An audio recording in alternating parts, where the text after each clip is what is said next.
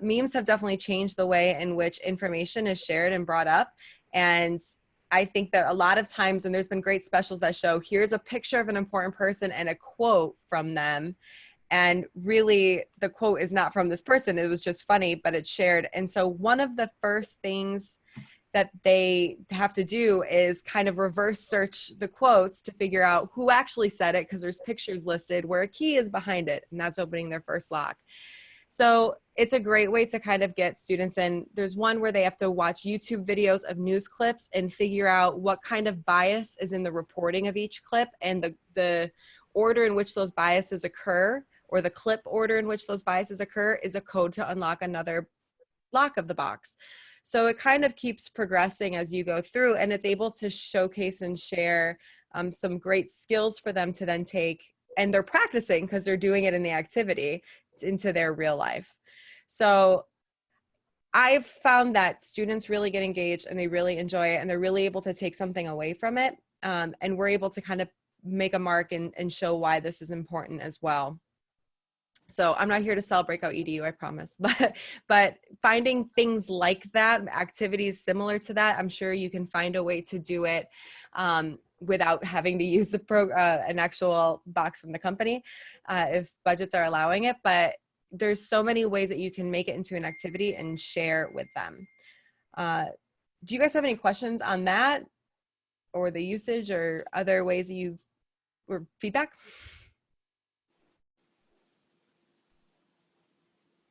No.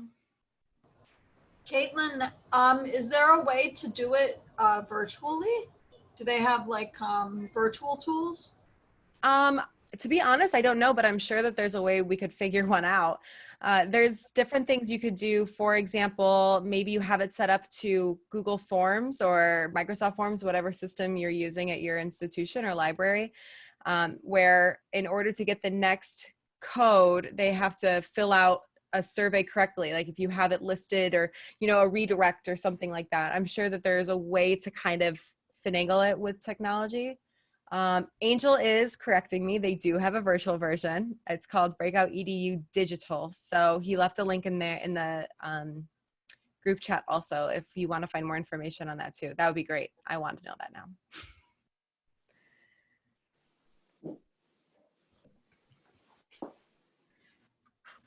So that was one initiative that we have taken to help work with that with students. And I kind of also, go ahead.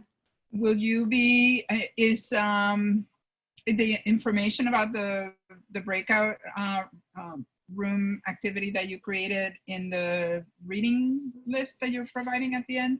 It's not. That the actual activity that we were able to use for this one was, and this isn't always the case, but this one was from the Breakout EDU library. So the other great thing about the program is we didn't have to build it from scratch. We were able to take it, and we changed it a little bit. We ran a couple test runs with others in the department and found out a couple things that might have been a little too tricky or awkward, and fixed it for us, but it does come from their library. That being said, we have run others. I know that Isabel did one with Game of Thrones that was wildly popular, and she built that from the ground up. So there's others that we could probably share in the future. I just, that one is from their database. Okay, great. Thank you. No problem. And I love when we don't have to reinvent the wheel, right? So a couple of things looking forward to, and looking not only at new ways of, bringing awareness and instruction to fake news, and being, I don't know why I hate the term fake news, but every time I say it, I'm like, ugh, cringy. But bringing awareness to, reviewing our sources and checking credibility and building critical thinkers is also for us to be aware. And I did find a great research article that is shared in our reading list that kind of asks for us as librarians to take a step to say, look, we've done a lot of things, but media is changing and shifting, and we want to make sure we as librarians are shifting in the same way. For example, one of the things that I loved was, a lot of times when we're teaching and we're using a variety of different acronyms like the CRAP test and things like that to say check a website's credibility and everything, Some of the pieces of that don't necessarily apply in the same way as much as they used to, just because of the way websites and articles and whatnot have changed. For example, one thing that we in the past would teach was, let's check the about page and really go into that about page and see what, who are they and where are they coming from and things like that. And partially because people have gotten a little bit more nimble with when they're building these websites and they can make them look pristinely perfect, is that's not always the best way to go. There's other skills we want to make sure we're giving to our students. For example, making sure that we're checking the credibility of the author or the company of the website, checking the bias of them immediately, and doing a quick Google search on who they are, where they're from. This is where Wikipedia can be our friend sometimes, because a lot of media sources, if you're searching directly for the name of the media source, has a Wikipedia article that shows where they get their funding from. And that's a huge thing to know when we're considering where is a bias possibly coming from in this news source. I always love a good Wikipedia plug, as some of you know, so yay Wikipedia for helping us out for something. Also, like looking laterally, right? And I love this term that was from this article of how to read laterally and how to read between the lines and say, where can I find something similar on another website? You want to make sure that if I'm seeing, if I'm scrolling through Facebook and my sister's cousin's friend has posted this random article that is just crazy, instead of just sharing it or believing it, do a quick Google search to see, is there someone else that's backing it up, or can you find more information on it? How are we going through and duplicating it? And it doesn't take that long to double check. And also doing the same thing with image and video verification. I recently had somebody who was semi-close to us who posted something that was very shocking when you first saw it, and doing a quick reverse Google image search of the picture that was used. The image that was used was from 6 years ago, and it was talking about something that happened yesterday. And I feel like there's been so much of this that's popped up, especially with the pandemic, especially with an election, especially with everything that's happening in our society today, that we want to make sure that we're looking at teaching people and providing resources as to how do I look at this piece of information and then break down where is it coming from, how, real is it, and how much can I believe and trust in it. And you're not always going to have the 100%, but to at least acknowledge that there are extenuating circumstances is super helpful. A couple of resources that I always use is, like I mentioned before, Snopes and PolitiFact. Snopes is great.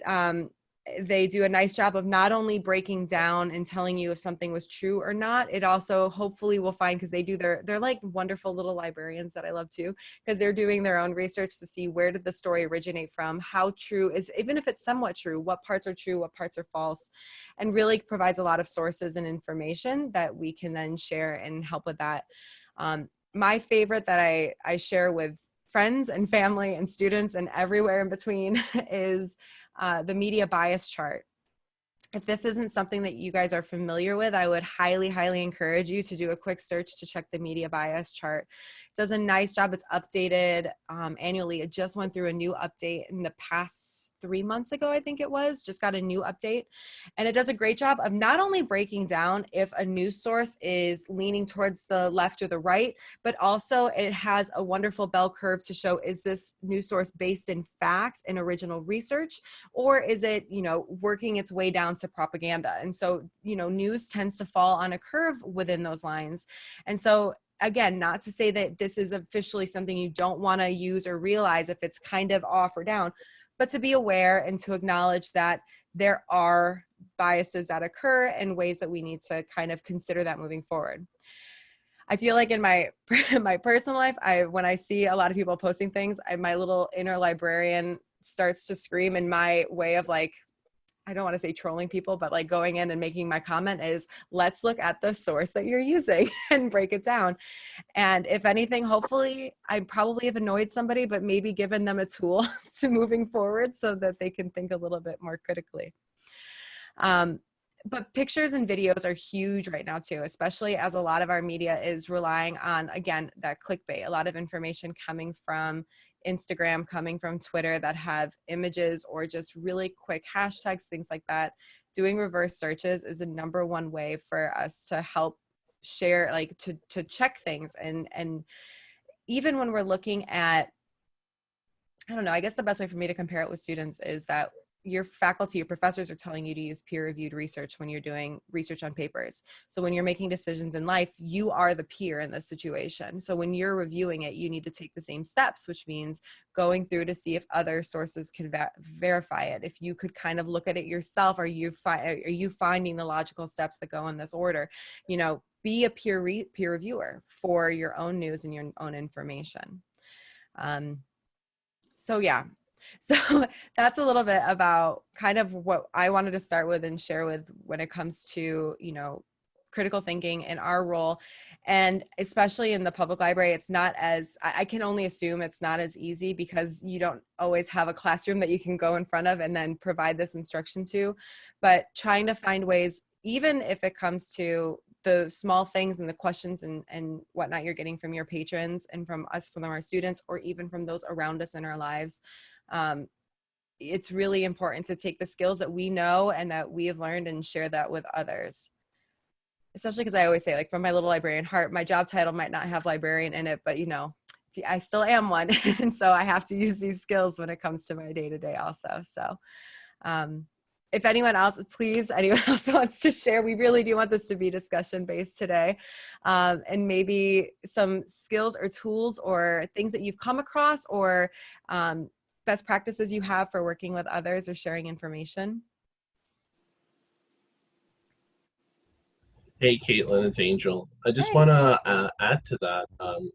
You know, I have run into those difficulties whenever I'm teaching students information literacy. You know, obviously infusing skills to decipher, you know, fake news, to use critical thinking when evaluating information is definitely a must. But it is very difficult. And so one of the things that I have found that is effective is giving them real world examples and or connecting it in a way that is meaningful to them so that they understand what is the purpose of reevaluating information. And so I contextualize it for them by explaining to them things like, well, you know, when you have a business or when you graduate, you know, there are people out there that are going to try to swindle you. They're going to try to trick you.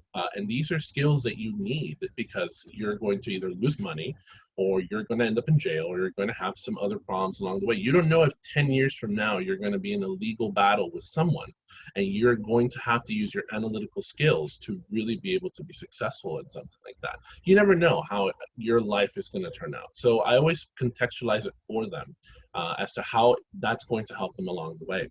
I also use examples like The Onion. I'm sure you guys have heard of that fake news source. And I've shown them one about Facebook where they said that basically, oh my God, what's the CEO's name? Mark Zuckerberg, that he was a CIA agent and he was working with the CIA to mine people's informations. And it was so funny because it has like a little clip of the head of the CIA saying, you know, it's a dream come true for the CIA. It's the world's best mining efforts for information. Thank you, Facebook. And you know, a lot of the students, I'm telling you, almost 50% of students that I show this clip to every time during my instruction always falls for it. They're like, oh my God, is this for real? Is this true? Like, they don't even ask questions. They just kind of accept it sometimes.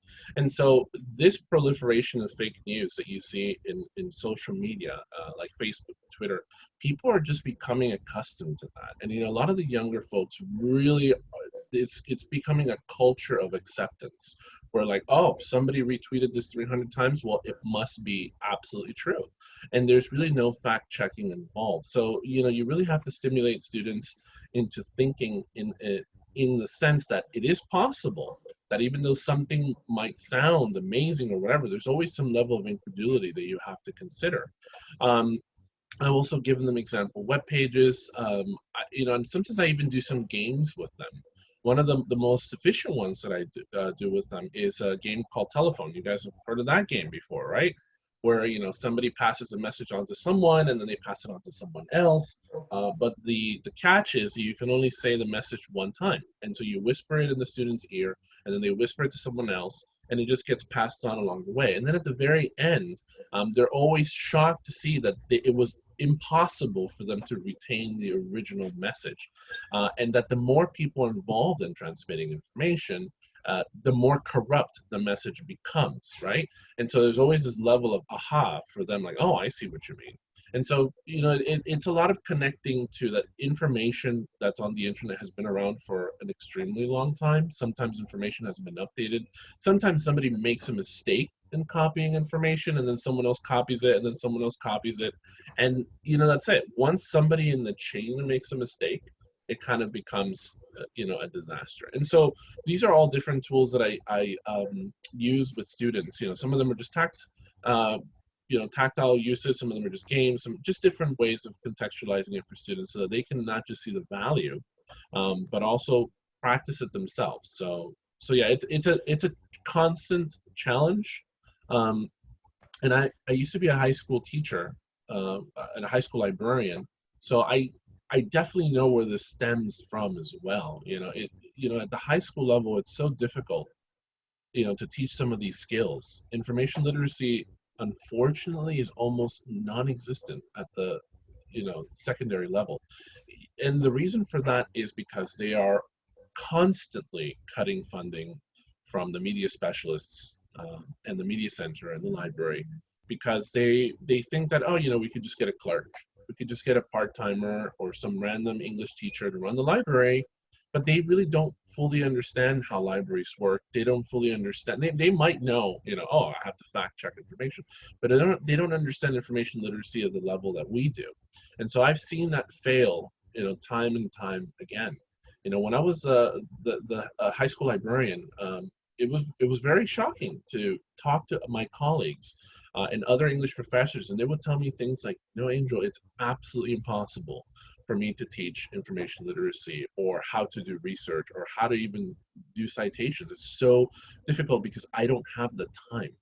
See, the district, I don't know if you guys are aware of this, but the districts have these pacing guides that each subject teacher has to follow. And it basically says, by this time in the year, you need to be teaching this. And so they are constantly strained on time and what they have to teach. And so information literacy is not part of the guide.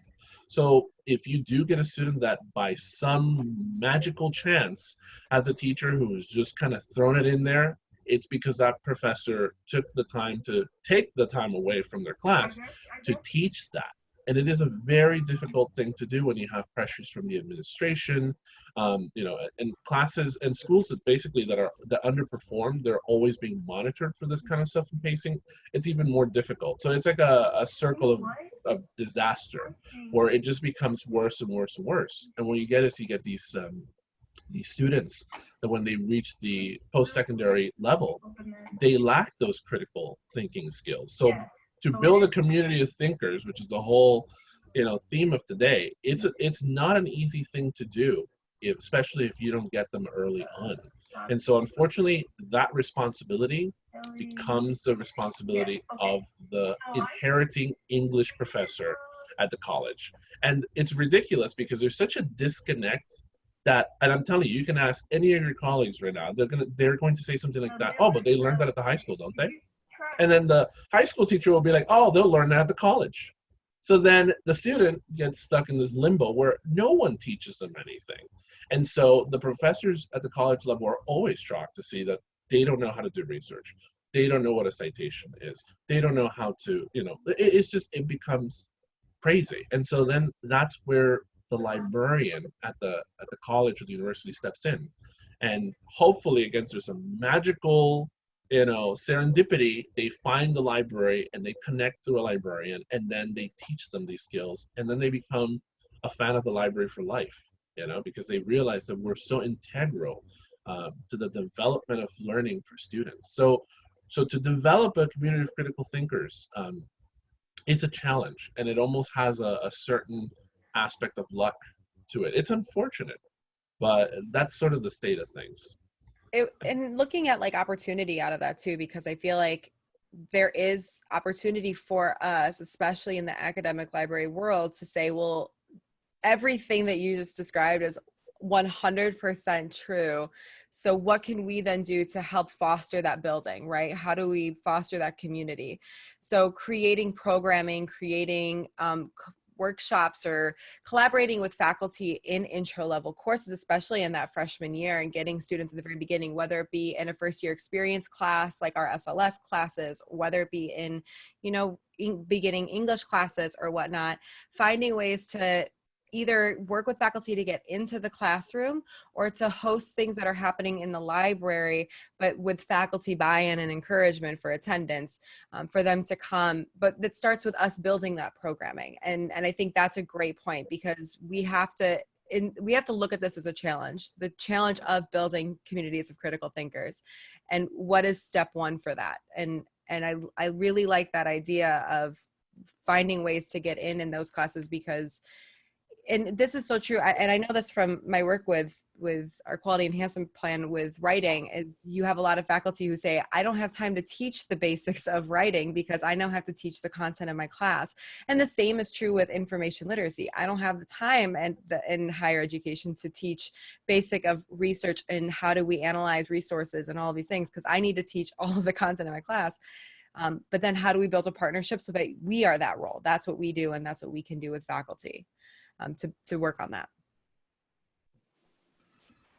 Yes, Caitlin, you make a really good point. I think we both know that we've done some work with that together in some of our SLS classes, and one of the programs that's out there that really helps out a lot is the Wikipedia education program, because it really helps you out a lot to build within your curriculum that you're already teaching, to really showcase to students the importance of digital literacy and critical research, and in a fun way that makes it real from them to bring, you know, it full circle. I think Angel had mentioned this too, is just to be able to give the students real examples. We know that all of our students are using Wikipedia at some point or another. It's usually the top search or the second search on anything someone's looking up or Googling. And so what we've done in the past is just work with students in our class to, based on the assignments and the topics that we have, for them to create Wikipedia entries, and entries that they have to make sure they're following the rules of Wikipedia, and also that they're citing their sources and they're understanding where this comes from. And this also teaches them in the future when they look for something, or they're how to actually use Wikipedia, because you're not supposed to quote Wikipedia. It's not, that's not what it's for. It's for you to do research that leads you to some reputable sources. And so that has been something that's a really great program that I would recommend that anybody that's in a classroom, if you can find a way to incorporate it into your everyday curriculum, that really helps you build real critical thinking skills, especially for your students. After some of the courses that I've taught using this, I've had a lot of students come back and really thank me, like, oh, this is great. Like, I see this in a totally different light, and I see how I can apply it to so many different avenues. So that's one of the tools that I definitely would recommend inside of classroom and higher education. Yeah, I just to piggyback on it, like our Wikipedia project that April and I have worked on has just been great for students. I think that they are able to kind of go through literally every part of the ACRL framework that we are trying to get them through, and really teaching them why it's important to think critically, especially, and Wikipedia is, I know, a kind of a hot topic when it comes to librarians. It's like the W word of this room, but I think like I said it before, I'm very pro Wikipedia for a variety of reasons, but I think it's a great teaching tool, and it does really, really well follow along with everything we're stating here, teaching students how to use Wikipedia and look at an article and look at the sources and is this, you know, take their own analysis of it and then be able to give back to it is a great way to take them through that process. And yeah, I don't know why I didn't even put two and two together, connecting that to critical thinking, but it's a great program for something like this as well. And that's in our SLS class, which is our first year experience program. Could tie to any class really, but it's a great way to kind of embed information literacy across the entire curriculum of a course that would have potentially never had a library interaction other than a little tour. But what we find very difficult with our courses there are two things happening. As a science and engineering librarian, I do mostly science and engineering instruction sessions. You know, that's so by the time they usually come in to do those, they're already either at junior or senior level. Rarely do I get them in a major essential class at a freshman or sophomore level. It's either junior, senior, or graduate. We do teach a lot of ENC 1101 and 1102 sessions, and also our honors college introductory research course.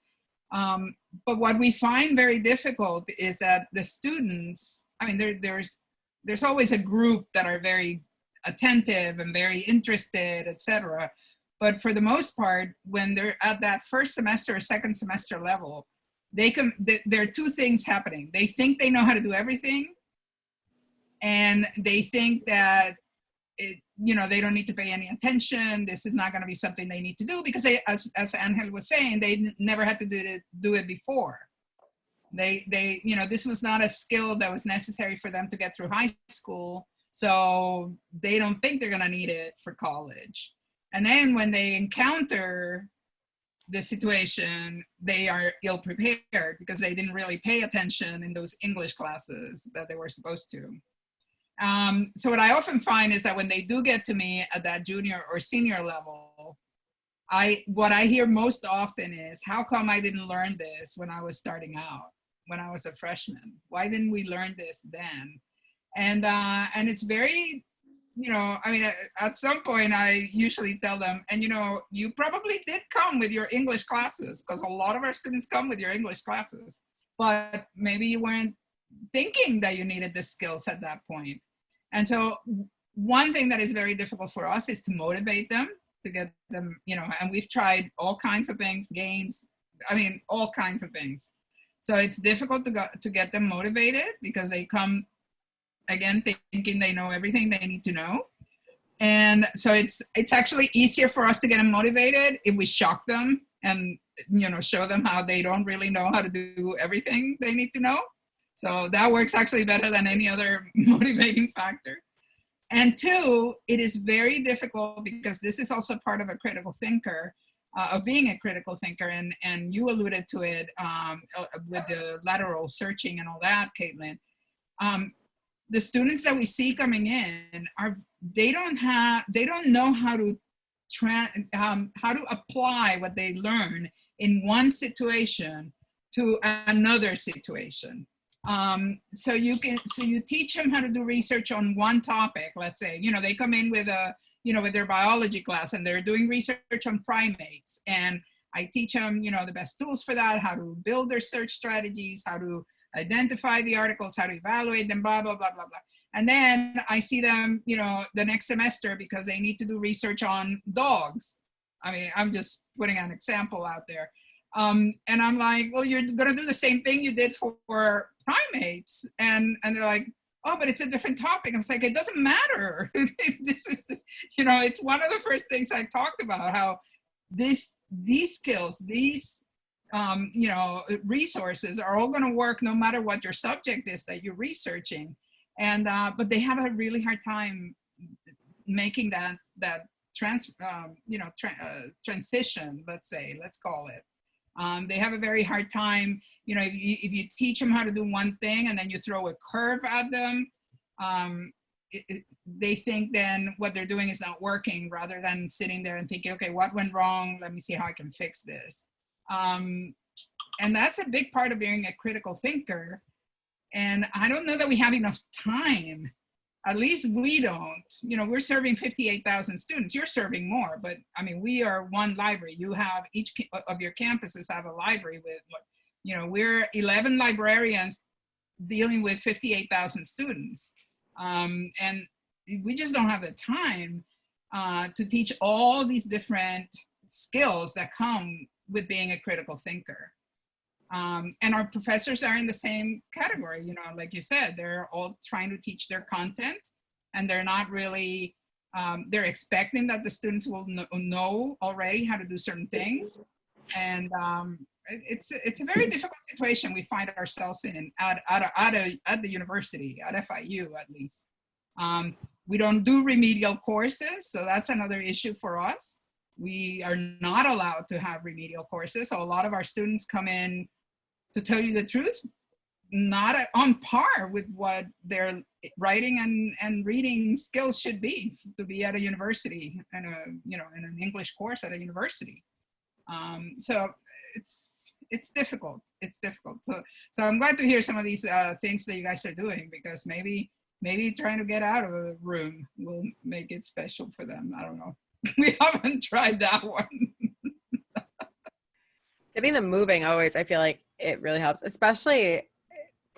And then freshmen are kind of like this interesting spot, because they're just out of high school. So they're ready to like do their own thing and be their own people, right? But they still are used to certain strategies and skills that were used to teach them. And I think that finding active learning as something that a way to make connections is a big pro, because it's a lot of what they've already seen in high school, and it's getting them up and moving, but it's also giving them this feel of independence. It's kind of like meeting them where they are and then able to hopefully like sneak some content in there.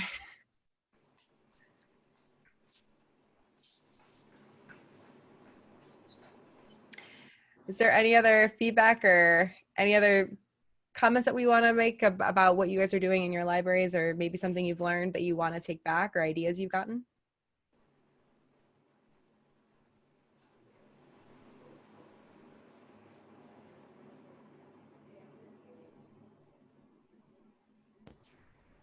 Well, I know for certain we're going to try probably something along the lines of the breakout room with our youth advisory board that we have at my library, because we have been playing games all summer long with them virtually, just to keep contact. We've been having weekly meetings, but this is something now, school's starting again. So we kind of want to re-up, and these are mostly teens. I think a couple of them actually are freshmen at MDC this year.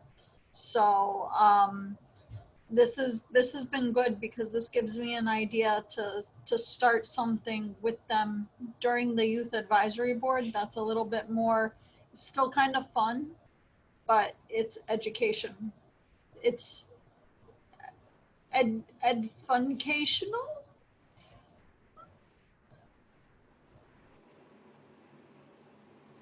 I like funcational. That's good.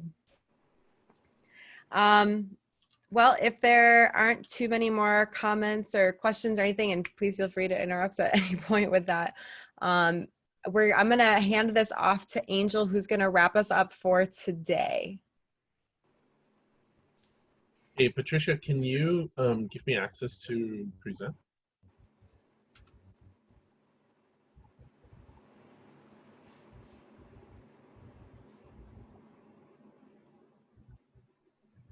Thank you very much.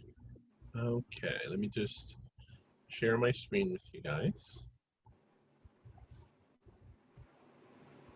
All right, perfect. Can you guys see my screen? Yes. Okay, so yes. I just want to thank you all for being here today, of course, and for participating in the series. I think has been very informative and just all around great for us, because we get to meet each other, we get to stay connected, and we get to learn about all the best practices that we're all doing across the board. And speaking of board, I want to announce formally the new DCLA Board of Directors for 2020 to 2022. And so up first, we have our brand new president, Athi Fitos. Yay! She's a branch manager for Miami-Dade Public Libraries. And next we have the president-elect, which is me, Angel Hernandez. I am a learning resources professional for learning resources at the North Campus. Our past president is Alex Hernandez. He did a wonderful job from 2018 to 2020. He is the learning resources director at Hialeah campus. And then we have a new face, well, not new, you've been in our meetings before, but first time on the board, we have April Gaddis, who is our new marketing and publicity director. She is an associate director at learning resources for Miami-Dade College at the Hialeah campus. And we also have our treasurer, Patricia. She is a science and engineering librarian, as you know, at Florida International University Libraries. And we have our secretary, Caitlin Richardson, who has been a fantastic host throughout this whole series. Really, thank you so much, Caitlin, for your wonderful hosting abilities. And she is a writing coach for Miami-Dade College at Learning Resources, Hialeah campus. So this is our new board, and I wish them a warm welcome, and I know we're going to do great things in the upcoming year. So any questions or anything you guys want to add before we dismiss for today? I think, Caitlin, you have a survey you want to share? Yeah, so we're going to be sharing a survey with everybody who's attended, whether or not they were able to attend today. We would love your feedback on how the Lunch and Learn series was and how you enjoyed it or didn't enjoy it. That's fine too.